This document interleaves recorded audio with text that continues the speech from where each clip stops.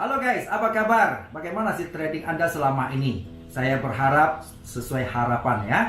Oke teman-teman, melalui kesempatan ini saya ingin mengajak Anda untuk satu minggu. Mari kita siapin waktu sekitar 10-15 menit lah kurang lebih ya. Untuk apa teman-teman? Untuk merenung kembali bagaimana sih sebagai seorang trader yang sejati harusnya. Sebab apa? Sebab saya seringkali menemukan ketika seseorang terjun di dalam dunia trading, maka yang muncul dalam jiwanya adalah gejolak ya. Muncul gejolak antara fear dan greedy, antara ketakutan dan ketamakan ya. Sehingga ini kalau kita tidak hati-hati ya, ini justru bisa berakibat buruk buat kita sebagai trader teman-teman. Nah, oleh sebab itu, saya mencoba membuat renungan setiap hari Minggu. Tujuannya apa, teman-teman? Pertama, tujuannya adalah mengingatkan saya kembali sebagai seorang trader, ya, untuk selalu bisa berhati-hati sehingga kita bisa kembali menjadi seorang attitude sejati. Nah, tentu prinsip saya itu belum tentu cocok dengan prinsip teman-teman. Nggak apa-apa, ya. Jadi kalau yang baik teman-teman ambil, kalau tidak, ya enggak apa-apa gitu ya, karena setiap orang tentu punya prinsip dan punya pilihannya sendiri-sendiri ya. Namun kalau teman-teman merasa ini cocok, silakan dilaksanakan saja. Oke, tujuannya apa teman-teman? Saya berharap melalui renungan mingguan ini, saya berharap kita tetap bisa bertahan di dalam keseimbangan antara material dan spiritual, antara keseimbangan jasmani dan keseimbangan rohani, antara ambisi dan solusi. Kemudian yang paling penting adalah teman-teman, antara hayalan dan kenyataan. Nah, sehingga kita dengan merenung, kita akan kembali bisa mengingatkan kita. Oke teman-teman, mari kita saksikan renungan minggu ini. Halo teman dan sahabat, apa kabar? Anda di mana saja berada ya? Sepertinya kondisi sekarang, kalau saya bertanya apa kabar, ya jawaban klasik baik ya. Namun sebetulnya di dalam jawaban baik itu seringkali mengalami banyak persoalan di balik yang kenyataan ya. Ya kita tahu lah ya, sekarang banyak persoalan belum tuntas ya. Musibah-musibah terus terjadi ya kan, yang kita tahu sekarang krisis kesehatan makin tambah berat lagi ya bulan-bulan ini ya. Jadi ya begitulah kenyataan, gimana pun kita tetap harus optimis untuk menghadapi hidup ini.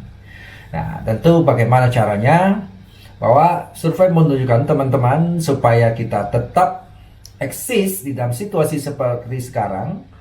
Jadi apalagi yang kalau sudah kena namanya itu ya, kena virus-virus yang begituan ya.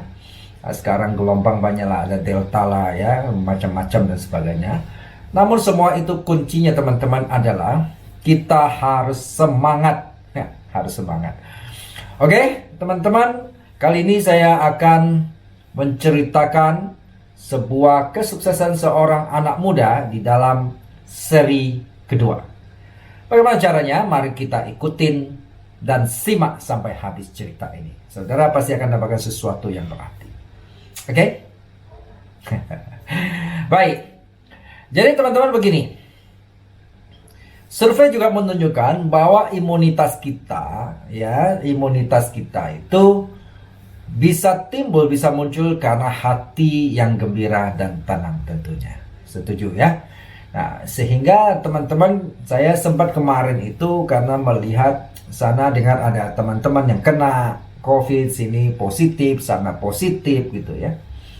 Kalau positif hamil nggak apa-apa gitu kan, jadi bagus gitu ya. Jadi bertambahlah jumlah penduduk, tambah ramai gitu. Tapi ini positifnya virus gitu loh ya.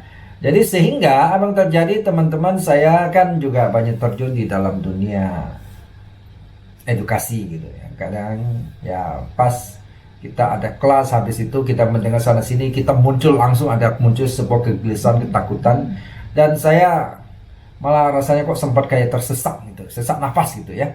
Ternyata dicek enggak gitu. Kenapa? Nah itu karena pikiran, mental kita drop, menyebabkan imun di dalam tubuh kita jadi drop. Nah, setelah dicek menyatakan itu negatif, langsung segar teman-teman ya. Ya, jadi oleh sebab itu teman-teman, sekali lagi, hati yang gembira itu adalah obat yang manjur teman-teman. Ini tidak salah. Oke, mari kita lanjutkan dengan cerita anak muda yang berhasil ini teman-teman. Sebetulnya minggu lalu teman-teman nanti bisa klik, kalau ketinggalan minggu lalu teman-teman bisa klik di dalam nanti di menit-menit akhir itu teman-teman bisa klik di mana itu ya. Kalau teman-teman lihat ada di sebelah kanan ya, sebelah kanan atas ada i itu, teman-teman bisa klik dan teman-teman bisa dengar sebelumnya tentang keberhasilan anak muda yang luar biasa ini. Oke. Saya supaya nyambung, jadi saya akan sedikit mengulang sebagian yang kemarin. Jadi di mana kemarin itu dikatakan bahwa seorang anak muda yang bernama Yusuf itu setelah dia mau ya kasarnya dia mau diperkosa oleh nyonya tuannya itu ya. Sekarang apa yang terjadi? Dia merontak, dia lari ya, meskipun bajunya sudah dirobek oleh nyonyanya, ganas juga ya.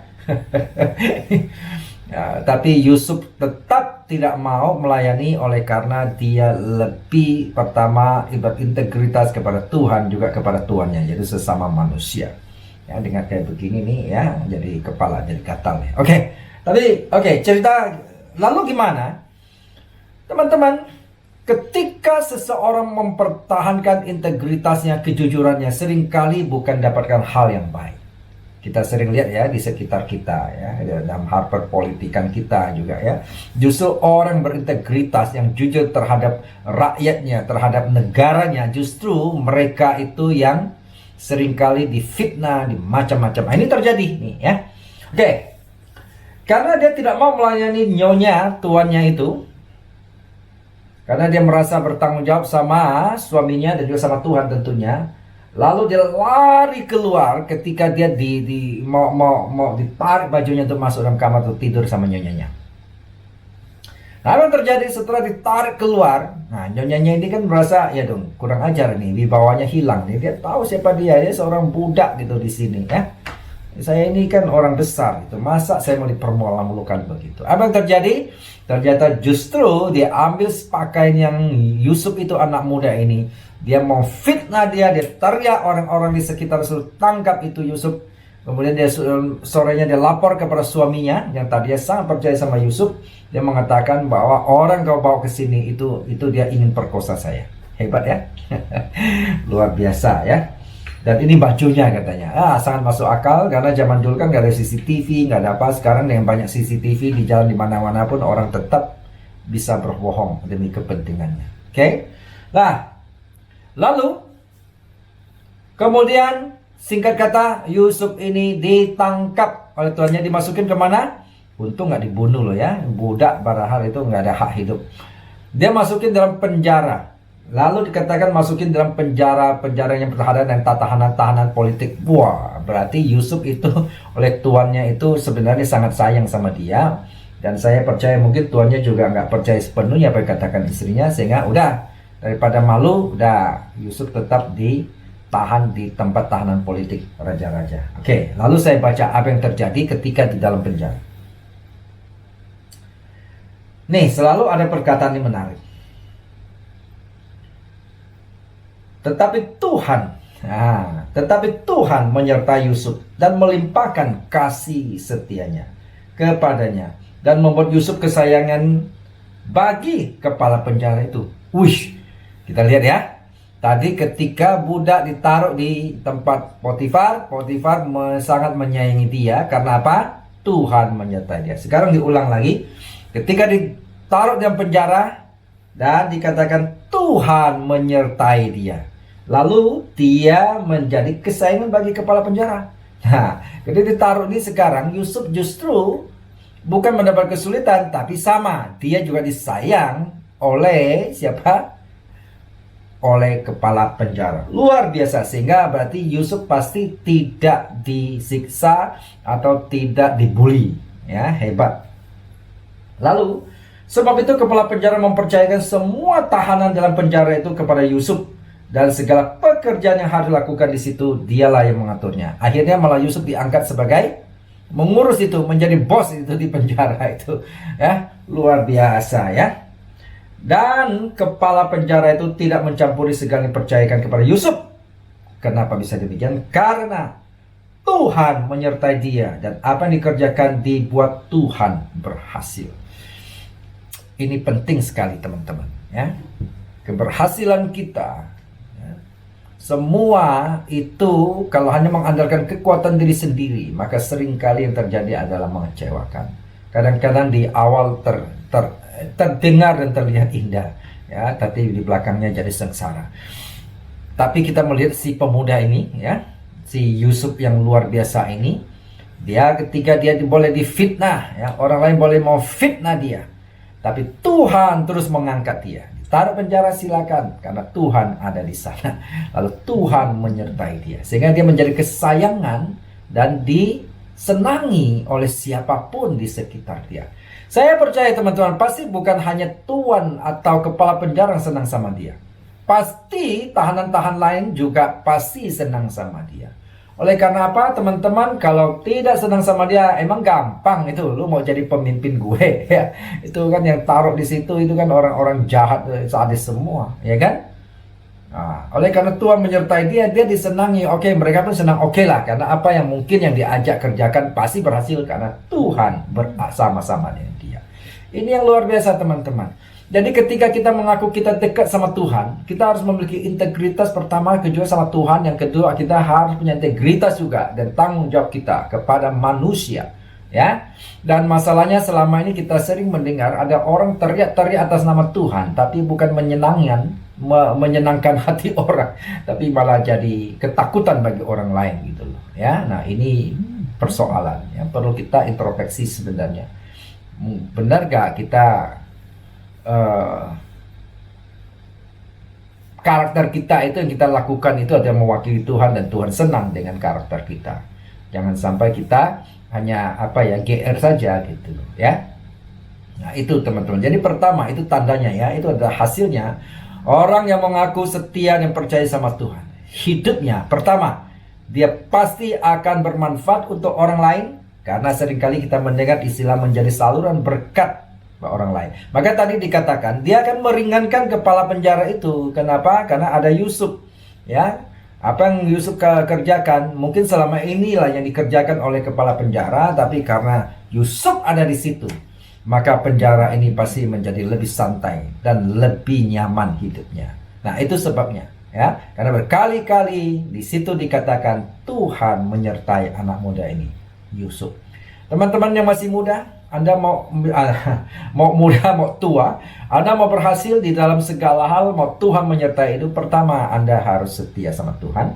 Yang kedua, buktikan Anda percaya sama Tuhan dengan juga setia dan tanggung jawab kepada sesamamu, ya. Ciptakan jadi begini, jangan sampai kehadiran kita itu ya di hadapan orang lain justru menakutkan gitu, atau menjijikkan gitu, dihindari orang.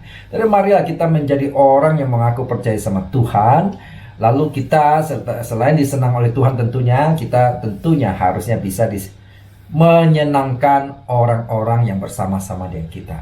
Jadi orang bersama-sama merasa tenang gitu ya, dan orang-orang bersama dengan kita dia juga merasa artinya kalau bergaul sama kita, ya bukan mereka mau memanfaatin, tapi mereka merasa secara sisi lain mereka diuntungkan gitu. Dan bukan berarti diuntungkan, wah ini orang bisa ditipu nih ya, gampang dimanfaat. Bukan itu.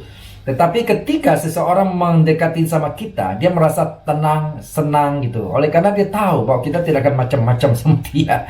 Nah itu adalah buah yang kita mengatakan kita percaya sama Tuhan, teman-teman. Ingat, karena Tuhan yang kita percaya adalah Tuhan, simbolnya itu atau sering kita kenal dengan karakternya Maha Pengasih dan Maha Penyayang.